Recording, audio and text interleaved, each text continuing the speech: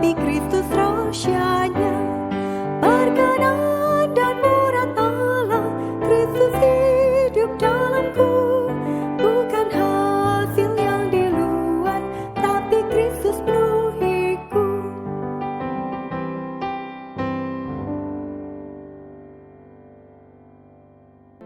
Kehendak Allah dan kemauan manusia. Pembacaan Alkitab Yohanes pasal 15 ayat 7. Jikalau kamu tinggal di dalam aku dan firman-Ku tinggal di dalam kamu, mintalah apa saja yang kamu kehendaki dan kamu akan menerimanya. Setiap anak Allah perlu mengetahui kehendak Allah dan seharusnya mengetahui kehendak Allah. Kalau kita tidak mengetahui kehendak Allah, ketidaktahuan itu tidaklah patut. Tuhan Yesus berkata, "Barang siapa mengikut aku, ia tidak akan berjalan dalam kegelapan." Yohanes pasal 8 ayat 12. Ini berarti setiap orang yang mengikuti Tuhan pasti mempunyai terang, pasti bisa melihat, pasti bisa mengetahui. Sebaliknya, kalau seseorang tidak memiliki terang, tidak bisa melihat, tidak bisa mengetahui, pasti karena tidak mengikuti Tuhan. Sebab itu, di hadapan Tuhan kita harus hati-hati. Kalau kita tidak nampak, mungkin di aspek kita mengikuti Tuhan sudah ada masalah. Banyak orang bukannya tidak mau melaksanakan kehendak Allah, tetapi mereka mempunyai satu kesulitan, yaitu benar-benar tidak mengerti apa yang dimaksud dengan kehendak Allah. Bagaimana bisa mengerti kehendak Allah? Di antara anak-anak Allah, pertanyaan itu merupakan satu masalah yang besar. Saudara-saudari yang dengan gairah menuntut Tuhan sangat mengharap dalam segala perkara bisa diperkenan Allah, bisa melakukan kehendak Allah. Dalam tingkah laku selalu bertanya, apakah ini atau itu adalah kehendak Allah? Kemauan dan sikap demikian adalah benar dan baik. Tetapi ada orang karena berbuat demikian malahan menimbulkan suatu kesulitan. Di satu pihak, mereka mau melaksanakan kehendak Allah, tetapi di pihak lain, mereka tidak mengerti apa kehendak Allah itu. Dikerjakan merasa tidak benar, tidak dikerjakan juga merasa tidak benar. Seolah kehendak Allah begitu jauh, entah harus melakukan apa. Untuk masalah inilah, di sini kita akan menyinggung sedikit tentang mengenal kehendak Allah. Memang, kehendak Allah itu objektif, berada di takhta. Sebab itu, kita perlu mencari, baru bisa mengerti. Ada kalanya kita perlu sering berdoa, berpuasa, menunggu di depan Allah, baru bisa mengerti kehendak Allah. Untuk mengerti kehendak Allah, juga harus melepaskan maksud pribadi, menolak aktivitas daging. Aspek ini sangat penting, tetapi bukan ini yang akan kita bahas di sini. Yang akan kita bahas adalah aspek yang lain, yaitu kehendak Allah seringkali ternyata di atas kemauan manusia. Dengan sederhana kita akan membahas bagaimana kemauan manusia bisa cocok dengan kehendak Allah. Pentingnya tekad yang aktif. Injil Yohanes pasal 15 ayat 7 berkata, "Mintalah apa saja yang kamu kehendaki, dan kamu akan menerimanya." Istilah kehendaki di atas dalam bahasa Yunani berarti tekad secara aktif meminta. Jadi, ayat di atas bisa diterjemahkan, jika tekad Anda secara aktif meminta apa saja, pasti akan digenapkan. Mungkin ada orang bertanya, bagaimana kalau yang kita minta bukan kehendak Allah? Seolah-olah perkataan kita lebih berhati-hati daripada perkataan Tuhan Yesus. Kalau kita yang mengatakan perkataan di atas, kita pasti berkata, kalau sesuai dengan kehendak Allah dan Anda dengan aktif meminta, pasti Anda menerimanya. Tetapi Tuhan Yesus berkata, mintalah apa saja yang kamu kehendaki, dan kamu akan menerimanya. Dengan kata lain, Tuhan percaya ada kemauan manusia yang sesuai dengan kehendak Allah. Sebab itu Tuhan berkata, mintalah apa saja yang kamu kehendaki, dan kamu akan menerimanya.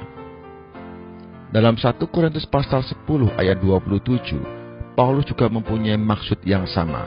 Dia berkata, "Kalau kamu diundang makan oleh seorang yang tidak percaya, dan undangan itu kamu terima, makanlah apa saja yang dihidangkan kepadamu, tanpa mengadakan pemeriksaan karena keberatan hati nurani." Aneh sekali, di sini Paulus tidak menyinggung kehendak Allah, hanya menyinggung kemauan manusia. Berdasarkan kedua ayat Alkitab di atas, apakah manusia boleh berbuat sekehendak hatinya? Apakah semua yang dipikir oleh manusia boleh demikian saja dilaksanakan? Tidak.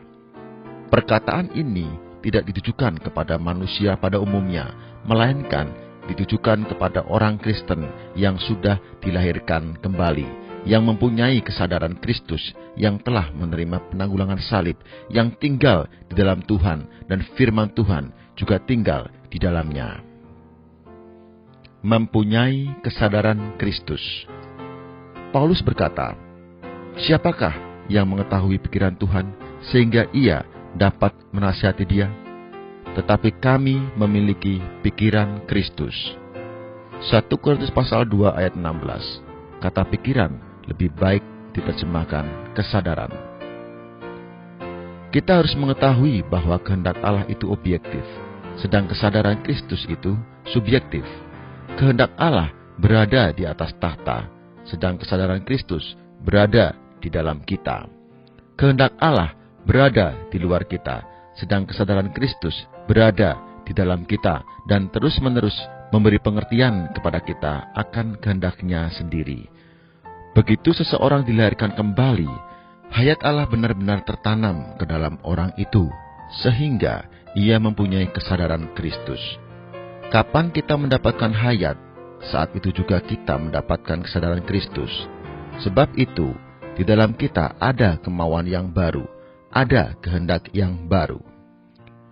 Kita tinggal di dalam Tuhan, dan firman Tuhan tinggal di dalam kita.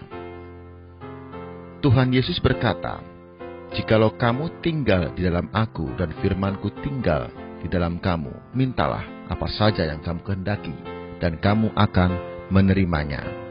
Yohanes pasal 15 ayat 7. Ayat ini memperlihatkan kepada kita, karena kita tinggal di dalam Tuhan, juga karena firman Tuhan tinggal di dalam kita, maka apa saja yang kita kehendaki, apa saja yang secara aktif kita minta, apa saja yang timbul dari tekad kita, pasti digenapkannya. Yang utama adalah, kamu tinggal di dalam Aku dan firman-Ku tinggal di dalam kamu. Orang yang demikian, tekadnya dapat diandalkan. Baginya, kehendak Allah tidak ada masalah. Orang yang selain mendapatkan hayat juga tinggal di dalam Tuhan, dan firman Tuhan tinggal di dalamnya, pasti mengetahui apa yang dikehendaki Allah, pun mengetahui apa yang tidak dikehendaki Allah. Dengan kata lain, orang ini tidak saja telah dilahirkan kembali, juga terus-menerus bersekutu dengan Allah. Ia hanya mau yang dikehendaki Allah. Di sini kita segera nampak ada salib. Ada sekelompok orang yang telah melalui salib, telah ditanggulangi. Mereka tinggal di dalam Tuhan, dan firman Tuhan tinggal di dalam mereka. Firman Tuhan di atas diri mereka hidup. Terhadap orang-orang demikian, Tuhan berkata, "Mintalah apa saja yang kamu kehendaki, dan kamu akan menerimanya." Sebab itu, masalahnya bukan pada kehendak Allah, tetapi bagaimana sebenarnya diri kita. Boleh dikatakan, ada orang Kristen yang telah mencapai tahap yang bisa dipercayai Allah, karena mereka tinggal di dalam Tuhan, dan firman Tuhan tinggal di dalam mereka. Tuhan bisa mempercayai tekad mereka. Tuhan bisa mempercayai opini yang keluar dari pikiran mereka sesuai dengan kehendak Allah. Sebab itu, Tuhan berkata, "Apa saja yang kamu kehendaki, kamu akan menerimanya." Pengalaman kaum saleh. Mungkin ada orang berkata, apakah kehendak Allah begitu sederhana? Saudara-saudari, kita tidak berkata bahwa kita dapat mengerti kehendak Allah tanpa mencari dan menuntut. Tetapi kita berkata, kehendak Allah juga ada di dalam kita. Kehendak Allah mengikuti hayat Allah tinggal di dalam kita. Perkataan ini tidak ditujukan kepada manusia pada umumnya, melainkan ditujukan kepada orang yang telah dilahirkan kembali, telah mempunyai kesadaran Kristus. Bersamaan dengan itu, ia benar-benar mengenal apa yang disebut tinggal di dalam Tuhan, dan firman Tuhan tinggal di dalamnya. Atas kehendak orang-orang inilah kehendak Allah ternyata. Kalaupun mereka menghendaki sesuatu, kemauan itu juga kemauan Allah. Kalau yang dikehendaki mereka tidak dikehendaki Allah, maka di dalam mereka terasa kempis, tidak ada respons. Ingin berdoa tetapi tidak bisa. Dia sendiri tidak menghendaki itu lagi. Apakah Allah menghendakinya? Kalau pada suatu hari atas diri kita tidak ada ego sendiri lagi, saat itulah maksud kita bisa sesuai dengan maksud Allah. Ketika kita mau, berarti Allah mau. Ketika kita tidak mau, berarti Allah juga tidak mau. Roma pasal 14 ayat 23 berkata, segala sesuatu yang tidak berdasarkan iman adalah dosa. Inilah prinsip hidup orang Kristen. Iman yang disebut di sini berbeda dengan iman yang disebut di ayat-ayat Alkitab lainnya. Iman yang disebut di tempat lain ditujukan kepada percaya kepada Allah. Iman di sini ditujukan kepada Anda percaya diri sendiri salah atau tidak salah. Segala sesuatu yang tidak berdasarkan iman adalah dosa. Artinya, kalau Anda sendiri menyalahkan diri Anda, Allah lebih besar daripada hati Anda. Bisakah Allah membenarkan Anda? Kalau hati Anda saja menyalahkan, pada diri Anda pasti ada dosa. Kalau yang kita kerjakan benar, Allah pasti memberi kita iman, agar kita yakin apa yang kita kerjakan itu benar. Kalau yang kita kerjakan itu tidak benar, kita tidak mempunyai iman itu. Kalaupun tetap dikerjakan, Anda tidak akan berani berkata apa-apa. Batin Anda pasti terasa kosong, terasa ada kesalahan. Karena hati Anda telah menyalahkan diri sendiri dan Allah lebih besar daripada hati Anda. Allah pasti akan menyalahkan Anda juga. Perkataan Paulus tentang orang mengundang Anda makan dan Anda mau menerima, makanlah. Perkataan ini tidak ditujukan pada orang Kristen yang sembarangan. Kalau seorang belum dilahirkan kembali, itu tidak perlu kita bicarakan. Kalau sudah dilahirkan kembali, tetapi dia tidak pernah mau melaksanakan kehendak Allah, tidak berminat hidup bagi Allah, ia juga tidak akan mengerti perkataan yang demikian. Anda harus tinggal di dalam Tuhan, dan firman Tuhan tinggal di dalam Anda. Barulah Anda mau pergi. Pergilah. Kalau tidak seharusnya pergi, di dalam Anda juga tidak ada keinginan untuk pergi. Jika Anda memaksa pergi, maka ada suatu benda lain di dalam Anda membuat Anda lemas. Ada suatu benda lain di dalam Anda memberi pengarahan. Ada suatu benda lain berkata di dalam Anda bahwa Anda tidak bisa pergi. Begitu hukum hayat mengatur Anda, maksud Anda mewakili maksud Allah, kemauan Anda mewakili kemauan Allah. Banyak perkara berdasarkan diri sendiri kita ingin melakukan juga, ada kesempatan untuk melakukan. Tetapi ajaib sekali, ketika kita berdasarkan kemauan kita ingin melakukan, di dalam kita menolak. Kalau kita tetap melaksanakan, di dalam kita terasa sebal. Makin melaksanakan, makin tidak enak. Makin melaksanakan, makin tidak ada kekuatan. Akhirnya, kita menyerah, tidak melakukannya lagi. Semua ini dikarenakan di dalam Anda ada satu benda yang lebih kuat dari kemauan Anda. Allah sering memakai mau dan tidak mau di dalam kita untuk memimpin kita. Misalnya, ada orang mengundang Anda pergi ke suatu tempat. Anda juga senang pergi ke tempat itu. Tetapi heran, meskipun Anda mau pergi, namun tidak timbul keinginan itu. Di dalam Anda dingin. Di luar mau pergi, namun di dalam dingin. Anda tidak bisa pergi. Kalau Anda tetap pergi, berjalan selangkah, di dalam resah selangkah. Berjalan lagi selangkah, di dalam menggerutu selangkah. Semakin Anda melangkah, semakin tidak tenang. Yang di dalam tidak membiarkan Anda pergi. Inilah kehendak Allah yang dinyatakan dengan kemauan di dalam kita. Tetapi perkataan ini bukan ditujukan kepada semua orang secara umum, melainkan ditujukan kepada sekelompok orang yang mempunyai hayat Allah yang tinggal di dalam Tuhan dan firman Tuhan tinggal di dalamnya.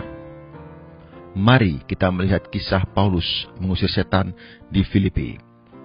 Ada seorang perempuan dirasuk setan. Beberapa hari lamanya berteriak-teriak di belakang Paulus. Orang ini adalah hamba Allah yang maha tinggi. Beberapa hari lamanya Paulus juga tidak bergerak. Apakah Paulus tidak mengusir setan? Seharusnya begitu bertemu dengan setan langsung mengusirnya. Ternyata tidak demikian. Mulut Paulus tidak bisa bergerak karena di dalam Paulus tidak bergerak. Di dalam Paulus tidak bergerak itu berarti Allah di dalamnya belum bergerak. Sampai pada suatu hari Paulus tidak tahan lagi. Ia berkata kepada roh itu, "Demi nama Yesus Kristus, aku menyuruh engkau keluar dari perempuan ini." Saat itu juga setan keluar. Kisah Para Rasul pasal 16 ayat 16 sampai dengan 18. Ketidaktahanan Paulus adalah juga ketidaktahanan Allah di dalamnya. Di dalamnya bergerak, baru di luar berkata. Begitu dia berkata, setan segera keluar. Firman Allah tinggal di dalamnya. Sebab itu, apa yang dia katakan adalah yang dikehendaki Allah. Banyak pengalaman kaum imani juga membuktikan ini. Ada kalanya ada orang menyinggung sesuatu pada Anda. Anda harus pergi melihat orang itu. Tetapi di dalam Anda terus tidak bergerak. Kalau Anda pergi sangatlah terpaksa. Sampai pada suatu hari di dalam Anda bergerak. Di dalam Anda ada firman. Anda lalu menemui orang itu. Alhasil, Anda mempunyai satu persekutuan yang baik dengannya. Sebab itu, haruslah di dalam kita bergerak dulu, baru di luar melakukan. Di dalam tidak bergerak, di luar tidak melakukan. Ketika Paulus di Athena menunggu Silas dan Timotius, dia melihat kota itu penuh dengan berhala. Hati Paulus sangat sedih. Kisah Para Rasul pasal 17. Sedih di sini boleh diterjemahkan gelisah. Mungkin ada orang berkata, gelisah itu tidak baik. Tetapi kegelisahan Paulus ini baik. Kegelisahan ini mengiring dia berkhotbah di Areopagus. Dan pemberitaan kali itu menjadi satu perkataan yang penting di dalam Alkitab. Kali itu di Athena, Paulus memiliki satu kesaksian yang baik yang timbul dari hatinya. Karena hatinya merasa gelisah, maka keluarlah pemberitaan itu. Misalnya lagi, Paulus telah menetapkan untuk tidak singgah di Efesus. Kisah Para Rasul pasal 20 ayat 15. Alkitab tidak mengatakan bahwa keputusan itu diambil oleh Allah, melainkan Paulus yang memutuskan. Ada orang Kristen berkata, kehendak Allah memimpin aku sampai di sini. Kehendak Allah menyuruh aku demikian. Orang-orang demikian itu kelihatannya lebih rohani daripada Paulus. Tetapi di sini kita nampak, Paulus tidak memakai istilah-istilah rohani itu. Keputusannya dengan sendirinya sesuai dengan maksud Allah. Karena dia adalah orang yang mengenal salib. Dia adalah seorang yang takut akan Allah. Pencegahan Roh Kudus. Mungkin ada orang berkata, Paulus yang menurut maksudnya sendiri menentukan sesuatu, apakah sama sekali tidak pernah salah? Kita akan menjawab, tidak demikian sederhana. Dalam Kisah Para Rasul setelah Paulus berangkat dari Antiokhia memberitakan Injil, Alkitab tidak dengan jelas mencatat pimpinan Roh Kudus, tetapi dengan jelas mencatat pencegahan Roh Kudus. Selain penglihatan pada malam itu, Kisah Para Rasul pasal 16 ayat 9, kita sukar sekali menemukan Roh Kudus di aspek positif memimpin Paulus. Tetapi sebaliknya, kita menemukan Roh Kudus di aspek negatif, mencegah. Jika kita tinggal di dalam Tuhan dan firman Tuhan tinggal di dalam kita, kalaupun kita memutuskan sesuatu, keputusan itu adalah kehendak Allah. Tetapi kita masih mungkin salah. Kalau kita salah, Roh Kudus pasti mencegah kita, tidak membiarkan kita. Inilah pengalaman Paulus yang bisa kita lihat. Sebab itu saudara-saudari, Kita tidak perlu menjadi orang yang pasif. Banyak orang Kristen ingin melakukan kehendak Allah, tetapi timbul satu kesulitan, yaitu mereka menjadi pasif. Sebenarnya, kehendak Allah bukan menyuruh orang pasif. Pasif karena orang salah paham akan kehendak Allah. Kalau kita benar-benar pernah ditanggulangi oleh salib, kita benar-benar tinggal di dalam Tuhan, dan firman Tuhan tinggal di dalam kita, maka kehendak Allah pasti ternyata di dalam diri kita. Kita boleh mengikuti maksud yang di dalam kita, melakukan segala sesuatu. Kalau kita salah, Roh Kudus pasti mencegah kita, menyuruh kita tidak meneruskannya, membuat kita tidak bisa melakukannya.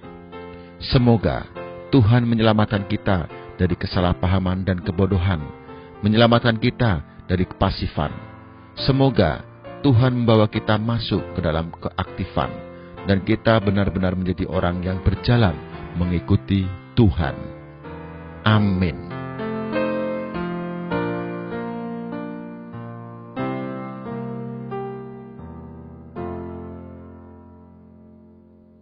Minggu kemarin, saya bertemu dengan seorang ahli akupuntur di Hong Kong.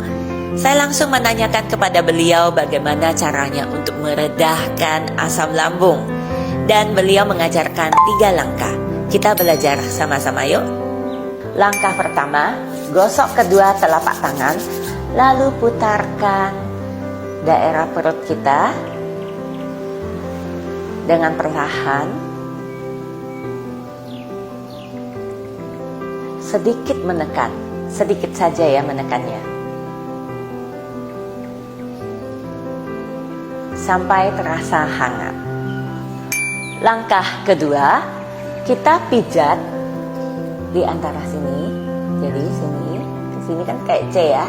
Nah, tengahnya. Ya, kita ngambil tengahnya sini. Nah, di sini nih. Agak ditekan sedikit aja, jangan terlalu ditekan banget. Dipijat. Begitu juga tangan yang satunya lagi ya, di tengah sini.